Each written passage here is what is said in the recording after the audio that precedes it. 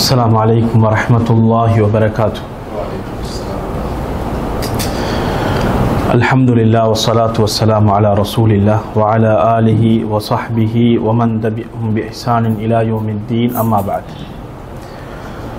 அன்பார்ந்த அல்லாஹ்வின் நல்லடியார்களே, சகோதர சகோதரிகளே, எமது வாராந்த நிகழ்ச்சியினூடாக நாங்கள் புரிந்து கொள்ள வேண்டிய, அறிந்து கொள்ள வேண்டிய பல முக்கியமான விஷயங்களை நாங்கள் ஒவ்வொரு தலைப்பாக பார்த்து வருகிறோம். அந்த அடிப்படையிலே இன்றைக்கு நாங்கள் பார்க்க போகின்ற விஷயம் அசாசியாத்துல் முஸ்லிம் என்ற அந்த நூலிலிருந்து அர்கானுல் ஈமான் என்ற பாடத்தை நாங்கள் ஏற்கனவே ஒரு பாடம் படித்திருக்கிறோம்.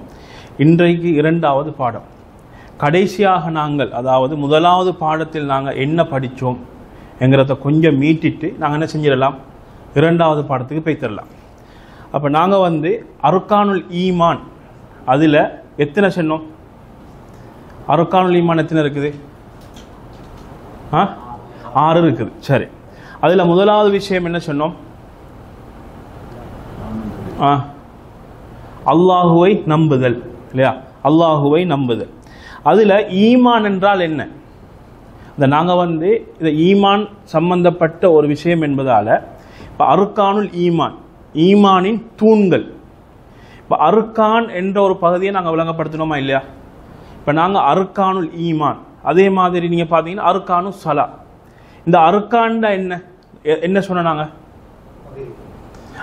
நாங்கள் எதுக்கு அந்த அர்கானை சேர்த்து சொல்கிறோமோ அந்த சேர்க்கப்படுகின்ற அந்த வணக்கமாக இருக்கலாம் அல்லது ஒரு பொருளாக இருக்கலாம், அதனுடைய ஒவ்வொரு பகுதிகள், அது அர்கான் என்று சொல்லக்கூடியது. அப்போ அர்கானுல் ஈமான்டா ஈமானுடைய பகுதிகள் தான் அது. அப்போ இந்த அர்கானுல் ஈமான் நாங்கள் எத்தனையை சேர்த்து சொல்கிறோமோ அவைகள் அனைத்தும் சேர்ந்தால்தான் அது ஈமான். அதில் ஏதாவது ஒன்று விடுபடும் என்றால் அவர் மூமினா? மூமின் கிடையாது. சரி, அதில் நாங்கள் ஈமான் என்றால் என்ன? நாங்கள் என்ன சொன்னோம்? ஈமான்டா மறைவானவற்றை நம்புதல். சரி, ஈமான் என்பதற்கு நாங்கள் 2 அர்த்தங்கள் சொன்னோம். ஒன்று, ஈமான் என்றால் அரபு பாஷையில் ஒரு அர்த்தம்னு சொன்னோம். ஈமான்டா என்னது? நேரடியா அர்த்தம்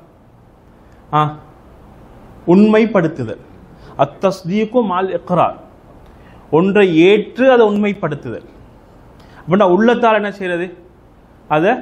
அதை ஏற்று அதை உண்மைப்படுத்துதல். இதுதான் ஈமான் என்பதற்கு நேரடியான அரபு மொழியிலிருந்து வரக்கூடிய அர்த்தம். சரி, இப்போ ஈமான் என்று சொன்னால் பொதுவாக அகீதா சம்பந்தப்பட்ட அந்த கலையில் ஈமான்டா என்ன அப்படின்னு கேட்டால் நாங்கள் என்ன சொன்னோம்?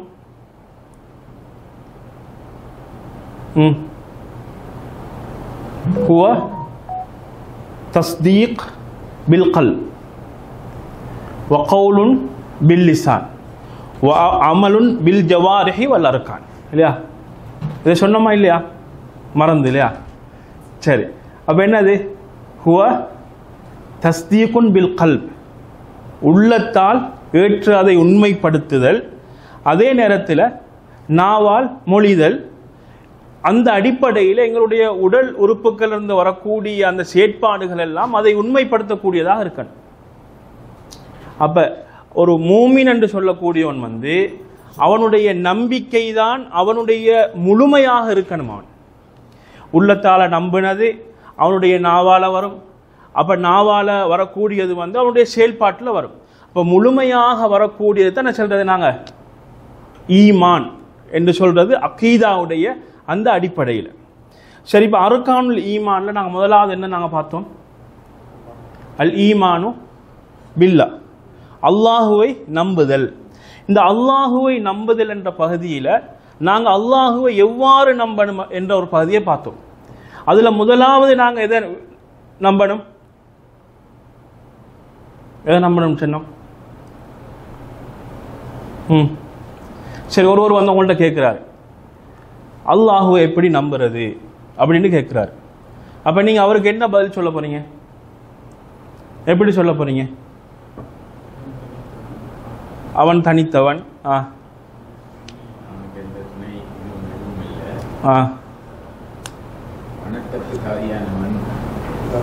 சரி, அப்ப நாங்க அதுல முதலாவது நாங்க என்ன செய்வோம்? முதலாவது நாங்க அவன்கிட்ட சொல்லுவோம், அல்லாஹ் ஒருவன் இருக்கிறான் என்பதை நம்பணும். முதல்ல என்ன செய்வோம்? அல்லாஹ் ஒருவன் இருக்கிறான். ஏன்னா கடவுளே இல்லைன்னு ஒரு கூட்டம் தெரியுது இல்லையா? கடவுளே இல்லை என்று நாஸ்திகர்கள் சொல்லிக் கொண்டிருக்கிறார்கள். பல கடவுள்கள் இருப்பதாக பலர் நம்பிக்கொண்டிருக்கிறார்கள். அப்ப நாங்க என்ன சொல்லுவோம்? அவற்றை முதலாவது அல்லாஹ் ஒருவன் இருக்கிறான் என்பதை ஒருவர் நம்ப வேண்டும். அல்லாஹ் ஒருவர் இருக்கிறான். சரி, அதற்கு பின்னால இந்த ஈமான் அல்லாஹுவை நம்புதல் என்பதை அவர் விளங்கிக் கொள்வதற்காக வேண்டி, நாம் விளங்கிக் கொள்வதற்காக வேண்டி, அது இலகுவான முறையில அதை தெரிந்து கொள்வதற்காக வேண்டி உலமாக்கள் என்ன செஞ்சாங்கன்னா, அந்த அல் ஈமானு பில்லா என்கிறத அல்லாஹுவை ஈமான் கொள்வது எவ்வாறு என்ற பகுதியை 3 பிரிவுகளாக பிரித்து எங்களுக்கு விளக்கினாங்க. 3 பிரிவுகள். அதில் என்னென்ன பிரிவு? முதலாவது தௌஹீத் அல் உலூஹியா, தௌஹீது ருபூபியா, தௌஹீத் அல் லூஹியா, தௌஹீதுல் அஸ்மாஇ வ சிஃபாத். இந்த 3 பகுதிகளையும் அதாவது அல்லாஹுவை ஈமான் கொள்ளக்கூடிய ஒருவர் முதலாவது அல்லாஹ் இருக்கிறான் என்பதை அவர் நம்ப வேண்டும். இரண்டாவது இந்த அல் ஈமானு பில்லா, அந்த 2வது பகுதி தௌஹீத் அர் ருபூபியா, அல்லாஹுவை ரப்பாக அவர் நம்ப வேண்டும். அதே போன்று தௌஹீத் உலூஹியா, உலூஹியான்னு என்ன சொன்னாங்க? எங்களுடைய வணக்க வழிபாடுகளை கொண்டு அல்லாஹுவை ஒருமைப்படுத்துதல். தௌஹீதுல் அஸ்மாஇ வ சிஃபாத் என்ன சொன்னாங்க?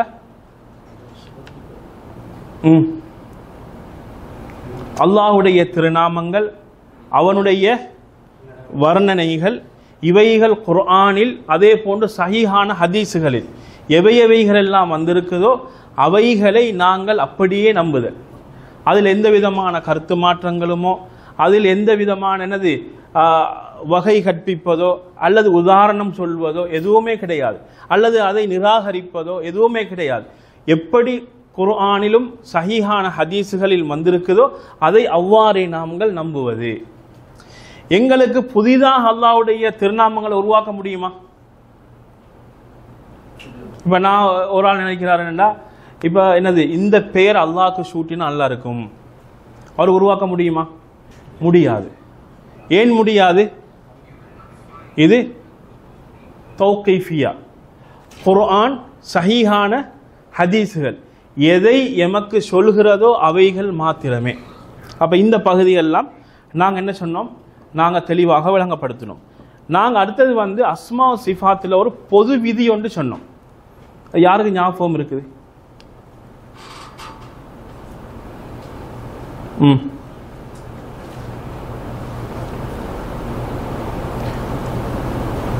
பேரில் ஒன்றுபடுவது, பேரில் ஒற்றுமையாக இருப்பது, வர்ணனையில் ஒற்றுமையாக இருக்க வேண்டும் என்பது கட்டாயம் கிடையாது. அது சொன்னமா இல்லையா? அப்ப இதை ஒருவர் தெளிவாக விளங்கிட்டாருண்டா அஸ்மா சிஃபாத்தை தெளிவாக அவர் விளங்கி கொண்டார் என்ற பகுதியை நாங்கள் உதாரணங்களோட உங்களுக்கு தெளிவுபடுத்தணுமா இல்லையா? சரி, தெளிவுபடுத்தணும். அர்கானுல் ஈமான்ல 2வது பகுதி என்னது?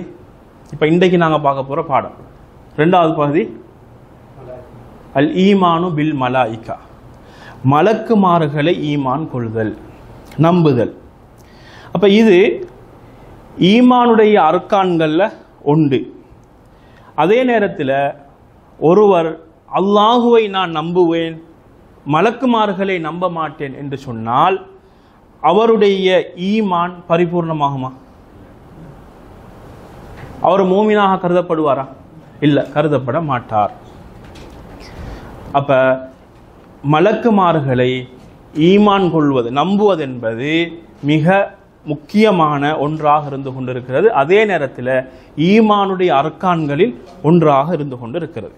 சரி, இப்ப மலக்குமார்களை ஈமான் கொள்வதென்பது எவ்வாறு ஈமான் கொள்வது?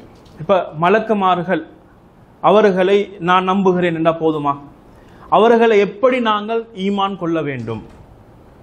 அப்ப நாங்கள் எப்படி ஈமான் கொள்ள வேண்டும் என்றால், முதலாவது மலக்குமார்கள் இருக்கிறார்கள் என்பதை நாங்கள் உண்மைப்படுத்த வேண்டும். என்ன செய்யணும்? முதலாவது மலக்குமார்கள் என்ற ஒரு படைப்பு இருக்கிறார்கள் என்பதை நாங்கள் ஏற்றுக்கொள்ள வேண்டும் முதலாவது. ஏனென்றால் அல்லாஹு தஆலா அவனுடைய திருமறையில் அவர்களை பற்றி தெளிவாக சொல்கிறான். அதே போன்று ஹதீஸ்களிலும் கூட அவர்களும் அவர்களுடைய வர்ணனைகளை பற்றியும் ஹதீஸ்கள் கூட சொல்லிக் கொண்டு இருக்கிறது. அப்ப முதலாவது மலக்குமார்களை ஈமான் கொள்வதில் முதலாவது அம்சம் என்ன செய்ய வேண்டும்? எப்படி ஈமான் கொள்ளணும்? முதலாவது அவர்கள் என்னது? அவர்கள் இருக்கிறார்கள், மலக்குமார்கள் அல்லாஹுடைய படைப்பு என்பதை நாங்கள் ஈமான் கொள்ள வேண்டும். முதலாவது விஷயம். இரண்டாவது விஷயம், அல்லாஹு தஆலா ஹலகஹும் மின் நூரின், அல்லாஹு தஆலா அவர்களை ஒளியிலிருந்து படைத்திருக்கிறான். அவர்களுடைய எண்ணிக்கையை அல்லாஹுவை தவிர வேற யாருக்குமே தெரியாது. அப்ப எங்களுக்கு இந்த அவர்களுடைய எண்ணிக்கையை பற்றி அல்லாஹ் மாத்திரம்தான் அறிந்தவன் என்பதற்கு மிக தெளிவான ஆதாரமாக நாங்கள் பார்க்கலாம். புகாரி, முஸ்லிம் போன்ற கிரந்தத்தில் பதிவாகக்கூடிய செய்தி, அல் பைத்துல் மஅமூர் ரசூல் ஸல்லல்லாஹு அலைஹி வஸல்லம் அவர்களுக்கு காட்டப்படுகிறது. அந்த நேரத்தில் அவர்கள் என்ன கேட்கிறார்கள்? இது என்ன என்று கேட்ட நேரத்தில் இதுதான் பைத்துல் மஅமூர் என்று சொல்லிவிட்டு அதில் ஒவ்வொரு நாளைக்கும் 70,000 மலக்குகள் நுழைகிறார்கள். ஆனால் அவர்கள் கியாமத்து நாள் வரைக்கும் வெளியே வரமாட்டார்கள். அப்ப அந்த பைத்துல் மஅமூர் என்பது எவ்வளவு பெரிதாக இருக்கும். அதே நேரத்தில் அல்லாஹுடைய படைப்பான இந்த மலக்குமார்கள் அவர்களுடைய எண்ணிக்கையை அல்லாஹ் மாத்திரமே அறிந்தவனாக இருந்து கொண்டு இருக்கிறான். சரி, இதுல வயத்தஃபாதலூன ஃபில் ஹல்க், படைப்பில் அவர்கள் ஏற்றத்தாழ் உள்ளவர்களாக இருப்பார்கள். அந்த படைப்பு, அவர்களுடைய படைப்புடைய விதத்தில் என்ன செய்வார்கள்? ஏற்றத்தாழ் உள்ளவர்களாக இருப்பார்கள். இப்போ எப்படி ஏற்றத்தாழ் உள்ளவர்களாக இருப்பார்கள் என்றால், சிலருக்கு 2 ரெக்கைகள் இருக்கும், சிலருக்கு 3 ரெக்கைகள் இருக்கும், சிலருக்கு 4, சிலருக்கு அதைவிட அதிகமான ரெக்கைகள் உள்ளவர்களாக இருப்பார்கள். அல்லாஹு தஆலா திருமறையிலே சொல்கிறான், அல்ஹம்துலில்லாஹ் ஃபாத்திரிஸ் ஸமாவாதி வல் அர்த், அல்லாஹுக்கே புகழ் அனைத்தும், அவன் வானங்களையும் பூமியையும் படைத்தவன். ஜாயிலில் மலாயிகத்தி ருசுலா, மலக்குமார்களை தூதர்களாக ஆக்கினான். உலி அஜ்னிஹத்தின், ரெக்கை உடையவர்களான, மஸ்னா 2 வசுலாச வருபா 3 4 யஸீது ஃபில் ஹல்கி மா யஷா, அவன் நாடியதை அவனுடைய படைப்பிலே அதிகப்படுத்துவான் என்பதை அல்லாஹு தஆலா திருமறையிலே குறிப்பிடுகிறான். அப்ப மலக்குமார்களுடைய படைப்பு சம்பந்தமாக இந்த வசனம் தெளிவாக சொல்கிறது. அப்ப அவர்கள் அந்த படைப்பு விஷயத்தில் ஒரு ஏற்றத்தாழ் உள்ளவர்களாக இருப்பார்கள், வித்தியாசமானவர்களாக இருப்பார்கள். அவருடைய வித்தியாசம் எங்கே இருக்கும்? சிலருக்கு 2 ரெக்கைகள் இருக்கும், சிலருக்கு 3 4 அதைவிட அதிகமாகவும் இருக்கும் என்பதாக திருமறை அல் குர்ஆன் எமக்கு கூறுகிறது. இது சூரா ஃபாத்திர்ல உங்களுக்கு பார்க்கலாம், 1வது வசனம். அதே நேரத்தில் ஹதீஸ்ல வரக்கூடிய செய்தியை நீங்க பாருங்க. ஜிப்ரீல் அலைஹிஸ்ஸலாம் அவர்களை பற்றி வருகின்ற பொழுது அவர்களுக்கு 600 ரெக்கைகள் இருக்கின்றன என்பதை அந்த ஹதீஸ் குறிப்பிடுகிறது. எத்தனை ரெக்கைகள்? 600 ரெக்கைகள் இருப்பதாக. அதே நேரத்தில் நாங்கள் இந்த தலைப்பில் மலாய்க்காமார்களை நம்புகின்ற பொழுது அல் மலாயிகா இபாதுன் முக்ரமூன், சங்கையான அல்லாஹுவின் அடியார்கள் என்பதை நாங்கள் நம்ப வேண்டும். அல்லாஹு தஆலா அவர்களை படைத்தது அவனை வழிபடுவதற்காக வேண்டித்தான். அவர்கள் எப்பொழுதும் அல்லாஹ் ஏவியதற்கு மாறு செய்ய மாட்டார்கள், அல்லாஹ் ஏவியதை செய்யக்கூடியவர்களாக இருப்பார்கள். இதனால் நாங்கள் அவர்களை மஹப்பத் வைப்பது கட்டாயமாக இருந்து கொண்டிருக்கிறது. ஏன்? அவர்கள் அல்லாஹுவை வழிபடுகிறார்கள் என்பதற்காக வேண்டி. அதே நேரத்தில் அவர்களுக்கென சில வேலைகள், இவைகளை அல்லாஹு தஆலா சாட்டியிருக்கிறான். அல்லாஹு தஆலா திருமறையிலே குறிப்பிடுகின்ற பொழுது லா யஅஸூனல்லாஹ மா அமரஹும் வ யஃஅலூன மா யுமரூன், இந்த மலக்குமார்கள் அல்லாஹு தாலா எதை அவர்களுக்கு ஏவி இருக்கிறானோ அவைகளுக்கு அவர்கள் மாறு செய்ய மாட்டார்கள். அல்லாஹ் ஏவியதை அவர்கள் செய்வார்கள். சரி, அப்ப நாங்க மலக்குமார்களை ஈமான் கொள்வது என்ற அந்த தலைப்பில் இரண்டாவது விஷயம் என்ன? இரண்டாவது விஷயம் நாங்கள் பார்த்தோம். முதலாவது என்ன பார்த்தோம்? அவர்கள் அல்லாஹுடைய படைப்பு என்பதை நாங்கள் நம்பணும் என்று சொன்னோம். சரி, இரண்டாவது என்ன நாங்கள் பார்த்தோம்?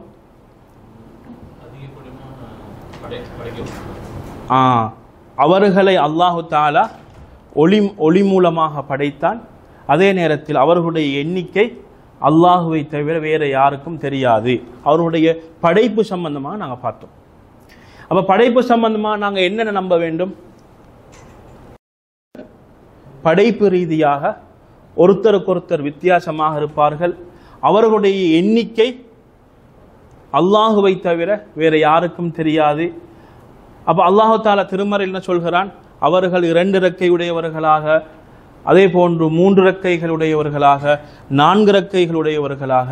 ஜிப்ரீல் அலைஹிஸ்ஸலாம் அவர்களை பற்றி ஹதீஸ் மூலமாக நாங்கள் பார்க்கின்ற பொழுது அவர்கள் 600 இறக்கையுடையவர்களாக இருக்கிறார்கள் என்பதையும் நாங்கள் பார்த்தோம். சரி, அதே நேரத்தில் இதில் நாங்கள் இன்னொரு விஷயத்தை பார்த்தோம். மலக்குமார்கள் அல்லாஹுக்கு எப்பொழுதுமே மாறு செய்ய மாட்டார்கள். அல்லாஹ் எதை ஏவினானோ அதை அவர்கள் செய்வார்கள் என்பதை இந்த 2வது பகுதியிலிருந்து நாங்கள் நம்ப வேண்டிய பகுதி என்பதை நாங்கள் பார்த்தோம். சரி, நாங்கள் மலக்குமார்களை நம்புகின்ற விஷயத்திலே 3வது பகுதி நாங்கள் பார்க்க போவது அல் ஈமானு பிமன் ஜா அதிக்ருஹும் மினல் மலாயிக்கத்தி அலைஹிமுஸ் ஸலாத்து வஸ்ஸலாம். நாங்கள் குர்ஆனிலும் சஹீஹான ஹதீஸுகளிலும் மலக்குமார்களை பற்றி அவர்களுடைய பெயர்கள் அல்லது அவர்களுக்கு சாட்டப்பட்ட வேலைகளை குறித்து சொல்லப்பட்டிருக்கும். இந்த மலக்கு இதுக்கு சாட்டப்பட்டிருக்கிறாரு. அப்ப இவைகள் அனைத்தையும் என்ன செய்ய வேண்டும்? நாங்கள் ஈமான் கொள்ள வேண்டும். இப்படி வந்திருந்தால் இதை என்ன செய்ய வேண்டும்? நாங்கள் இவைகளை நம்ப வேண்டும். அப்ப அதுல ஜிப்ரீல் அலைஹிஸ்ஸலாம் அவர்கள் வஹுவல் முவக்கல் பில் வஹி. எங்களுக்கு தெரியும் ஜிப்ரீல் அலைஹிஸ்ஸலாம் அவர்களுக்கு இருந்த பணி என்னது? வஹி. அல்லாஹ்விடத்திலிருந்து செய்திகளை கொண்டு வந்து ரசூல்மார்களுக்கு கொடுக்கக்கூடிய பணி அவர்களுக்கு இருந்தது. அவர்கள் மலக்குமார்களில் மிகச் சிறந்தவர்கள். சரி, அதே போன்று மீகாயில் அலைஹிஸ்ஸலாம் அவர்கள் எதற்கு பொறுப்பு சாட்டப்பட்டிருந்தார்கள்? பில் கத்ர். எதுக்கு? மலைக்கு பொறுப்பு சாட்டப்பட்டிருந்தார்கள். இஸ்ராஃபீல் அலைஹிஸ்ஸலாம் அவர்கள் சூறு ஊதுவதற்கு சாட்டப்பட்டிருந்தார்கள். அதே போன்று மாலிக் அலைஹிஸ்ஸலாம் நரக பாதுகாவலர் என்று வந்திருக்கிறது. அதே போன்று ரிதுவான் அலைஹிஸ்ஸலாம் சுவர்க்கத்தின் பாதுகாவலர் என்று வந்திருக்கிறது. அதே போன்று முன்கர் நக்கீர், அதே போன்று ஹாரூத் வ மாரூத், இவர்களெல்லாம் என்னது? பேர் குறிப்பிடப்பட்டு சொல்லப்பட்ட மலக்குமார்கள். அப்ப இவர்களை எல்லாம் நாம் என்ன செய்யணும்? எவைகளையெல்லாம் பேர் குறிப்பிடப்பட்டு குர்ஆனும் சஹீஹான சுன்னாவும் சொல்கிறதோ, அதே நேரத்தில் இந்தந்த மலக்கு இந்தந்த வேலைக்கு சாட்டப்பட்டிருக்கிறார் என்று குர்ஆனும் சஹீஹான சுன்னாவும் சொல்கிறதோ அதை நாங்கள் அவ்வாறே தெளிவாக நாங்கள் என்ன செய்ய வேண்டும்? நம்ப வேண்டும். சரி, அப்போ அது 3வது விஷயம். 4வது விஷயம், மலக்குமார்கள் நாங்கள் நம்ப வேண்டிய 4வது விஷயமா பி அன்னல் மலாயிக்கத ஹல்குன் மின் ஹல்கில்லாஹி தஆலா. மலக்குமார்கள் இவ்வளோ பெரிய பிரமாண்டமான படைப்பாக இருந்தாலும் அவர்கள் அல்லாஹுடைய படைப்பு என்பதை நாங்கள் நம்ப வேண்டும். எவ்வாறு நாங்கள் அல்லாஹுடைய படைப்போ அதே போன்று நாங்கள் எவையவைகளெல்லாம் நாங்கள் பார்க்கிறோமோ அவைகளெல்லாம் அல்லாஹுடைய படைப்பு என்று சொல்கிறோமோ அதே போன்றுதான் மலக்குமார்களும் அல்லாஹுடைய படைப்பு என்பதை நாங்கள் நம்ப வேண்டும். அப்படி என்றால் அவர்களுக்கு படைப்பதற்கு சக்தி இருக்கிறதா? ஏதாவது உரிமை இருக்கிறதா? இல்லை, கிடையாது. அதே போன்று நிர்வகிப்பதற்கு இப்ப நாங்க அல்லாஹ்வுக்கு அல்லாஹ் ரப்பு என்று சொல்ற நேரத்தில் நாங்க என்ன சொன்னோம்? அவன் படைப்பவன் இல்லையா? அதே போன்று நிர்வகிக்கக்கூடியவன், ஆட்சி செய்யக்கூடியவன், அதே போன்று என்னது இப்படி நாங்க சொன்னோமே. அப்ப இவைகள் எதுவுமே என்னது அவர்களுக்கு அந்த உரிமை இருக்கிறதா? கிடையாது. அப்ப அவர்கள் யார் என்று கேட்டால் அல்லாஹுடைய படைப்புகளில் ஒரு படைப்பு என்பதை நாங்கள் நம்ப வேண்டும். அப்ப நாங்க தௌஹீத் அல் உலூஹியாவில் நாங்க என்ன சொன்னோமோ அந்த பகுதி எதுவுமே அவர்களுக்கு செலுத்தப்படுமா? செலுத்தப்பட மாட்டாது. ஏன்? அவர்கள் அல்லாஹுடைய படைப்பு. அதே போன்று தௌஹீதுர் ருபூபியால நாங்க சொன்னோமே, ஏதாவது ஒரு பண்பு இவர்கள்ட்ட இருக்குதா? கிடையாது. ஏன் கிடையாது? அவர்கள் அல்லாஹுடைய படைப்புகளில் உள்ளவர்கள். சரி சரி இப்ப மலக்குமார்களை ஒருவர் சரியாக புரிந்து அறிந்து அவர்களை நம்புவார் என்று சொன்னால், வலைக்கும் சலாம், நம்புவார் என்று சொன்னால் ஒரு மூமினுடைய ஈமானில் என்ன மாற்றம் ஏற்படும்? இது முக்கியமாக விளங்கணுமா இல்லையா? இப்ப நாங்க மலக்குமார்கள், அவர்கள் எவ்வளோ பிரமாண்டமான படைப்பு, அவர்கள் அல்லாஹ்வுக்கு இந்நேரம் வழிபட்டு கொண்டே இருக்கக்கூடியவர்கள், மாறு செய்ய மாட்டார்கள். அப்ப இதெல்லாம் நாங்க தெரிஞ்சு கொண்டோம் என்று சொன்னால் ஒரு மூமினுடைய ஈமான்ல என்ன மாற்றம் ஏற்படும் அப்படின்னு கேட்டால், முதலாவது யஸீதுல் இன்சான யகீனன் பி அதமத்தில்லாஹி தஆலா வ குத்ரத்திஹி. இவ்வளவு பிரமாண்டமான படைப்பை படைத்த அந்த ரப்பு, அவன் எவ்வளவு மகத்தானவன் என்ற அந்த மகத்துவம் ஒரு மோமினுடைய உள்ளத்தில் அதிகரிக்கும். அல்லாஹுடைய சக்தி, அல்லாஹுடைய வல்லமை எவ்வளவு பெரியது என்ற ஒரு எண்ணம் அவனுடைய உள்ளத்தில் ஏற்படும். அப்ப இது ஒரு முக்கியமான ஒரு பகுதியாக இருந்து கொண்டு இருக்கிறது. சரி, இதுதான் மலக்குமார்களை கொண்டு ஈமான் கொள்ளுதல் என்ற பகுதியில் நாங்க நம்ப வேண்டிய பகுதிகள். அப்ப இதை நாங்க சுருக்கமாக இருக்க பார்த்துக்கொள்வோமா? சரி, நாங்க இப்ப முதலாவது விஷயம் நாங்க என்ன சொன்னோம்? மலக்குமார்களை கொண்டு ஈமான் கொள்வதென்பது ஈமானின் அர்கான்களில் ஒன்று. அப்போ ஒருவருடைய ஈமான் என்ன செய்யாது? இவர்களை மலக்குமார்களை ஈமான் கொள்ளாவிட்டால் பூர்த்தியாகுமா? பூர்த்தியாகாது. அவரை மூமின்னு சொல்ல முடியுமா? மூமின்னு சொல்ல முடியாது. அந்த பாதையை நாங்கள் பார்த்தோம். சரி, இப்போ இதில் மலக்குமார்களை கொண்டு எவ்வாறு ஈமான் கொள்ள வேண்டும் என்ற அந்த பகுதியில் நாங்கள் 4 விஷயத்தை நாங்கள் சொன்னோம். அதில் முதலாவது என்ன சொன்னோம்? மலக்குமார்கள் என்று ஒரு படைப்பு இருக்கிறார்கள் என்பதை முதலாவது நம்பணும் சொன்னோம். ரெண்டாவது என்ன சொன்னோம்? அவர்கள் ஒளியினால் படைக்கப்பட்டிருக்கிறார்கள். அவர்களுடைய படை எத்தனை என்பது எண்ணிக்கை அல்லாஹுவை தவிர வேற யாருக்கும் தெரியாது. அடுத்தது அவர்கள் படைகோலத்தால் வித்தியாசமாக படைக்கப்பட்டிருக்கிறார்கள். எவ்வாறு? சிலருக்கு 2 இறக்கைகள், சிலருக்கு 3, 4. ஜிப்ரீல் அலைஹிஸ்ஸலாம் அவர்களுக்கு 600 இறக்கைகள் இருப்பதாகவும் ஹதீஸ் வந்திருக்கிறது என்பதை நாங்கள் பார்த்தோம். அதே நேரத்தில் அவர்கள் அல்லாஹுக்கு மாறு செய்ய மாட்டார்கள், அல்லாஹுக்கு வழிபட்டவர்களாகவே அவர்கள் இருப்பார்கள் என்கிறத நாங்கள் பார்த்தோம். சரி, மூணாவது எப்படி ஈமான் கொள்ளணும்? அவர்களை பற்றி குர்ஆன் கூறுகின்ற அதே போன்று சஹீஹான ஹதீஸ்களில் வந்திருக்கக்கூடிய பேர்கள், அதே நேரத்தில் அவர்களுக்கு சாட்டப்பட்டிருக்கக்கூடிய வேலைகள், இவைகளை நாம் அவ்வாறே நம்ப வேண்டும். சரி, அப்ப உயிரை கைப்பற்றக்கூடிய மலக்கிட பேர் என்னது? மலக்குல் மௌத். யாரு? மலக்குல் மௌத். அப்ப அல்லாஹ் திருமறையில் என்ன சொல்கிறான்? மலக்குல் மௌத் என்றுதான் சொல்லுறான். அப்ப அஸ்ராயில் என்று சொல்லுவது அந்த பேர் வந்திருக்குதா? அந்த பேர் ஹதீஸ்களில் வந்ததாக இல்லை என்பதை உலமாக்கள் கூறுகிறார்கள். சரி, அப்ப அர்கானுல் ஈமான்ல 2வது பகுதியை நாங்கள் பார்த்துட்டோம். இப்போ 3வது பகுதி அல் ஈமானு பில் குத்துப், வேதங்களை நம்புதல். வேதங்களை நம்புதல். அப்ப அர்கானுல் ஈமானில் 3வது பகுதி இது. அப்ப இதுக்கு நாங்கள் என்ன சொல்லுவோம்? ஒருவர் இந்த பகுதியை நம்பாவிட்டால் அவருடைய ஈமான் பூர்த்தியாகுமா? ஈமான் பூர்த்தியாக மாட்டாது. சரி, இப்ப வேதங்களை நம்புவதென்றால் என்ன? வேதங்களை எவ்வாறு நம்ப வேண்டும் அப்படின்னு கேட்டால், வஹுவல் ஈமான் பி குதுபில்லாஹி தஆலா அல்லதி அன்ஸலஹா அலா ருசுலிஹி அலா சபீலில் இஜ்மால். அப்போ நாங்கள் இந்த வேதங்களை நம்புறத இரண்டு விதமாக பிரித்து நாங்கள் நம்புவோம். ஒன்று சுருக்கமாக நாங்கள் பொதுவாக நாங்கள் எப்படி நம்பணும் என்று கேட்டால், அல்லாஹு தாலா அவனுடைய தூதர்களுக்கு இறக்கிய வேதங்கள் அனைத்தையும் நாங்கள் நம்ப வேண்டும். இதொன்று.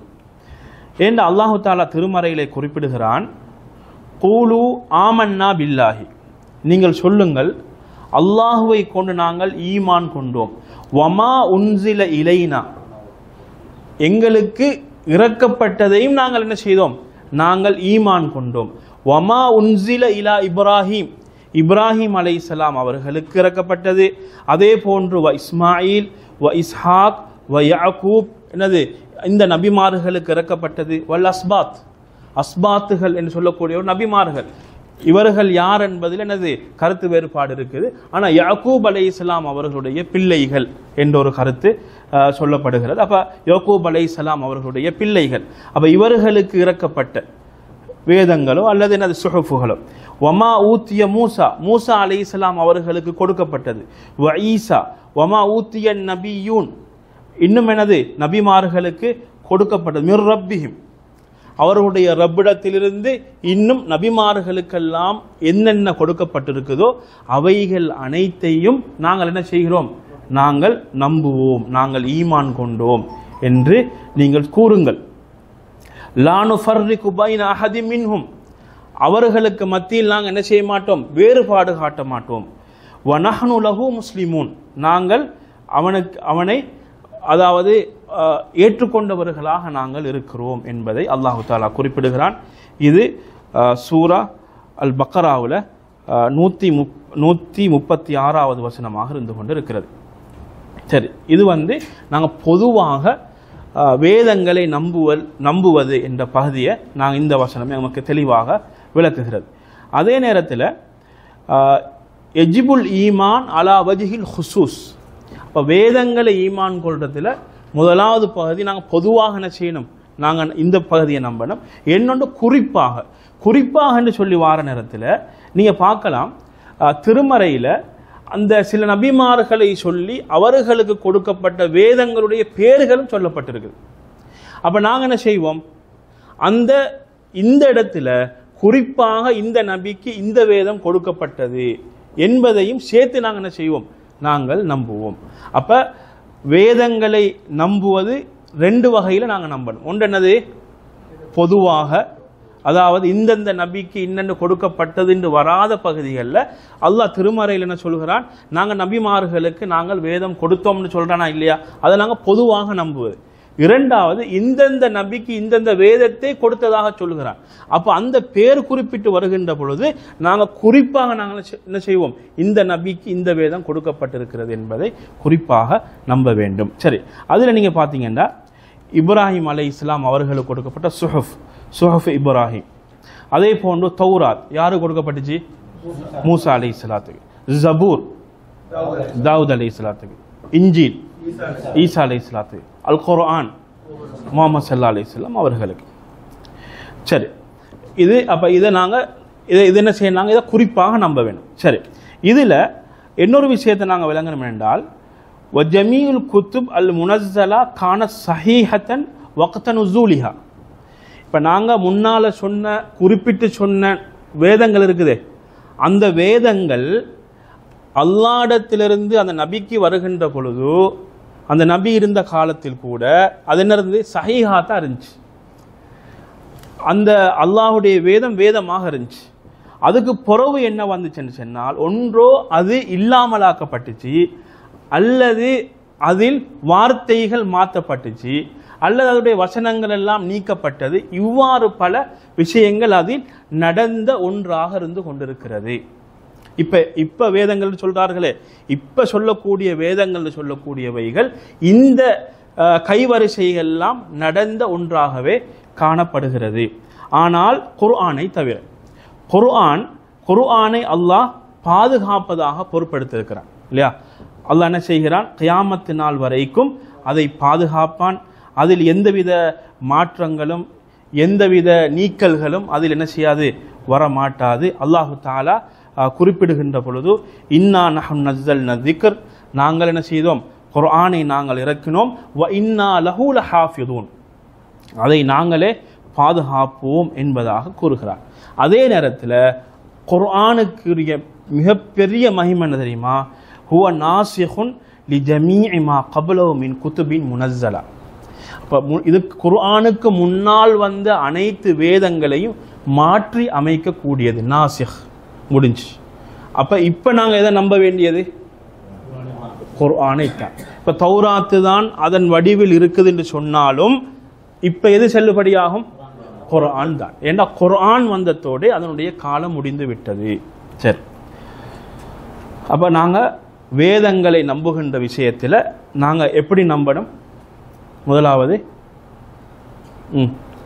பொதுவாக அதாவது நபிமார்களை குறிப்பிட்டு அவர்களுக்கு வேதங்கள் கொடுக்கப்பட்டது என்பதாக யார் யாருக்கு சொல்லப்பட்டிருக்குதோ அந்த வேதங்களுடைய பேரும் குறிப்பிடப்படலை, கொடுக்கப்பட்டதாக என்று மாத்திரம்தான் அல்லாஹ் சொல்றான்டா அவைகளை நாங்கள் பொதுவாக நம்புறது.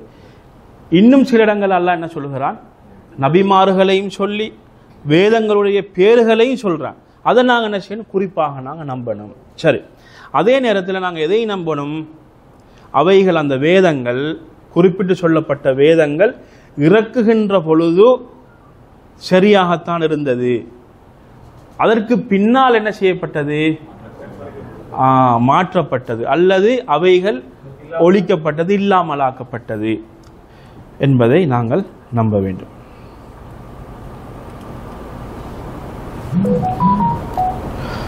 சரி, அடுத்தது முக்கியமான பகுதி என்னன்னா, இந்த வேதங்கள் சம்பந்தமாக மௌகிஃபுல் முஸ்லிம் மிம்மா பக்கிய மினல் குதுபி சாபிகா. இப்போ முன்னால் இறக்கப்பட்ட வேதங்கள் இருக்குது, அந்த வேதங்கள் தொடர்பாக ஒரு முஸ்லிமுடைய நிலைப்பாடு எவ்வாறு இருக்க வேண்டும். இப்போ ஒரு ஆள் பைபிள் இருக்குதுன்னு சொல்றாரு, அல்லது ஒரு ஒன்றை சொல்லிட்டு அதில் ஒரு பேரண்டை சொல்லிட்டு என்ன சொல்றாரு, இது இந்த நபிக்கு இறக்கப்பட்டது வேதம் ஒன்று இருக்குது அப்படின்னு சொல்றார். அப்ப இந்த வேதம் தொடர்பாக ஒரு முஸ்லிமுடைய நிலைப்பாடு எவ்வாறு இருக்க வேண்டும் அப்படின்னு கேட்டால், நாங்கள் ஏற்கனவே சொன்ன விஷயம்தான். அதாவது ஜமீஉல் குதுப சாபிகா லில் குர்ஆனில் கரீம், குர்ஆனுக்கு முந்தி இறக்கப்பட்ட அனைத்து வேதங்களும் ஒன்றோ அவைகள் இல்லாமலாக்கப்பட்டது. அப்ப இல்லாமலாக்கப்பட்டு சொன்னால் என்னது, அந்த இடத்துக்கு கொண்டு வந்திருக்கீங்கன்னா அது புதுசாக வந்திருக்கு ஒன்று, அல்லது அவைகள் கருத்து மாற்றப்பட்டு அல்லது சொற்கள் மாற்றப்பட்டு அல்லது வசனங்கள் மாற்றப்பட்டு தான் இப்பொழுது காட்சி அளிக்கிறது. இதை திருமறையிலே தெளிவாக விளங்கப்படுத்த, அதாவது அல் குர்ஆன் செய்கிறது, தெளிவாக சொல்கிறது. அல்லாஹு தஆலா குறிப்பிடுகிறான், மினல்லதீன ஹாது, யூதர்கள் யுஹர்ரிஃபூனல் கலிம அம் மவாதிஹி, என்ன செய்கிறார்கள், வார்த்தைகளை அந்த இடத்தை விட்டு என்ன செய்கிறார்கள், அது என்னென்ன அர்த்தம் என்னென்ன கருத்து கொடுக்கணுமோ அந்த கருத்துக்களை எல்லாம் விட்டும் அவைகளை மாற்றி அமைக்கிறார்கள் என்பதை அல்லாஹு தஆலா தெளிவாக சொல்கிறான். அதே நேரத்தில் நசாராக்களுடைய விஷயத்தில் சொல்கின்ற பொழுது, வமினல்லதீன காலு இன்னா நசாரா அஹதுனா மீசாகஹும் ஃபனசூ ஹப்தம் மிம்மா துக்கிரு, அதாவது நசாராக்களை சொல்கின்ற பொழுது அவர்கள் என்ன செய்தார்கள், அவர்களுக்கு கொடுக்கப்பட்ட வேதத்தை அவர்கள் மறந்து விட்டார்கள் என்பதாக அல்லாஹு தஆலா திருமறையிலே குறிப்பிடுகிறான். சரி, இதுல அடுத்த பகுதி என்னென்றா நாங்கள் விளங்கிக் கொள்ள வேண்டிய பகுதி, இப்ப இவங்க வேதம் என்று சொல்லி வச்சிருக்கிறாங்களே, இப்போ பைபிளோ அல்லது அல் கிதாபுல் முகத்தஸ் என்ற பேரோ அல்லது பைபிள் என்ற பேர்லையோ என்ன வச்சிருக்கிறாங்களே, அப்போ அதில் இருக்கக்கூடிய விஷயங்கள் என்ன அப்படின்னு கேட்டால், அதில் இருக்கக்கூடிய விஷயங்கள் மாற்றம் செய்யப்பட்ட பைபிள், மாற்றம் செய்யப்பட்ட செய்திகளும் அதே போன்று பின்னால் வந்த அவர்களுடைய அறிஞர்களுடைய செய்திகளும் மாத்திரமே ஒன்று சேர்க்கப்பட்டிருக்கிறது என்பதனால ஒரு முஸ்லிம் எந்த நிலையிலும் அவர்களுடைய வேதங்களை ஆதாரமாக என்ன செய்யலாது, எடுக்கக்கூடாது. அவர்களுடைய வேதங்களை ஆதாரமாகவோ அல்லது அவர்களுடைய வேதங்களை ஆதாரம் காட்டியோ என்ன செய்யக்கூடாது, பேசக்கூடாது. அப்ப எந்த நிலையில இது இப்ப இது ஒரு மூமின் இந்த நிலையில இருக்கணும். சரி, இப்போ ஒருத்தர் என்ன செய்யறாருன்னு சொன்னா அவங்களோட வேதத்தை படிக்கிறார். எதுக்கு படிக்கிறாருண்டா, எதுக்காக வேண்டி? அதில் இருக்கக்கூடிய பிழைகளை ஆய்வு செய்வதற்காக வேண்டி இல்லையா, அதை தெரிந்து தாவா செய்வதற்காக வேண்டி, அது யூதர்களையோ அல்லது நசாராக்களையோ நேர்வழிப்படுத்துவதற்காக வேண்டி படிக்கிறார்னா அது வேற விஷயம். அப்படி இல்லாம சும்மா ஒருத்தர் என்ன செய்ய தேவையில்ல, அதுலேயும் என்ன இருக்குது, நேரான வழி இருக்குது, அல்லது அதுலேயும் நல்ல செய்தான வந்திருக்கும், என்ன அதுவும் இறைவனிடத்திலிருந்து இறக்கப்பட்ட வேதம் தானே என்ற ஒரு எண்ணத்தோட என்ன செய்யலாது, அதை படிக்க முடியாது, படிக்கக்கூடாது. சரி, இந்த அல் குர்ஆன், சரி, இப்ப இந்த இவ்வளவும் என்னது, ஒரு முஸ்லிமுடைய நிலைப்பாடு முன்னைய வேதங்களை பற்றி இருக்க வேண்டிய செய்திகள். அடுத்தது அல் குர்ஆன். இந்த அல் குர்ஆனுடைய விசேஷ அம்சங்கள் என்ன என்பதை நாங்கள் பார்த்தால், முதலாவது அல் குர்ஆன் என்பது யாருடைய வார்த்தை? அல்லாஹுடைய வார்த்தை. இது அல்லாஹு தஆலா ஜிப்ரீல் அலைஹிஸ்ஸலாம் அவர்களின் மூலமாக முஹம்மது ஸல்லல்லாஹு அலைஹி வஸல்லம் அவர்களுக்கு இறக்கிய குர்ஆனாக, அவனுடைய வார்த்தைகளாக இருந்து கொண்டிருக்கின்றன. அதே நேரத்தில் இந்த அல் குர்ஆனை ஓதுவதன் மூலமாக ஒரு முஸ்லிம் என்ன செய்வான், அவன் நன்மைகளை சம்பாதிப்பான். குர்ஆனை ஓதுவது என்பது வணக்கமாக இருந்து கொண்டிருக்கிறது. சரி, அதே நேரத்தில் இந்த அல் குர்ஆன் நபிகள் நாயகம் ஸல்லல்லாஹு அலைஹி வஸல்லம் அவர்களுக்கு கொஞ்சம் கொஞ்சமாக பகுதி பகுதியாக இறக்கப்பட்டுச்சு. ஒரே அடியாக ஒரு புத்தக வடிவில் கொடுக்கப்பட்டுச்சா? இல்லை, கொஞ்சம் கொஞ்சமாக சந்தர்ப்பத்துக்கு ஏற்ப, நிலைமைக்கு ஏற்ப என்ன செய்யப்பட்டுச்சு, இந்த குர்ஆன் கொடுக்கப்பட்டது.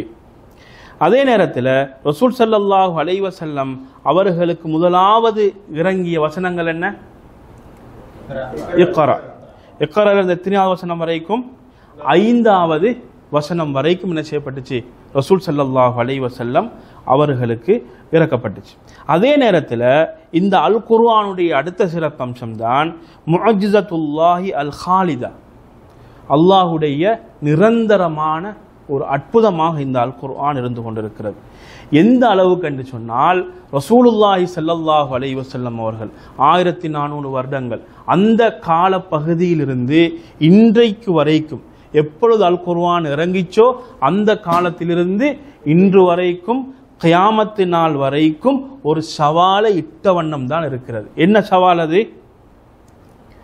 என்ன சவால்? ஃபஅத்து பி சூரத்தின் மின் மிஸ்லிஹி. என்ன செய்யுங்க, உங்களுக்கு 7 மண்டா அதை போன்ற ஒரு ஒரு சூறாவை, அத்தியாயத்தை கொண்டு வாங்க என்ற அந்த சவால் என்ன செய்து இன்று வரைக்கும் இருந்து கொண்டுதான் இருக்கிறது.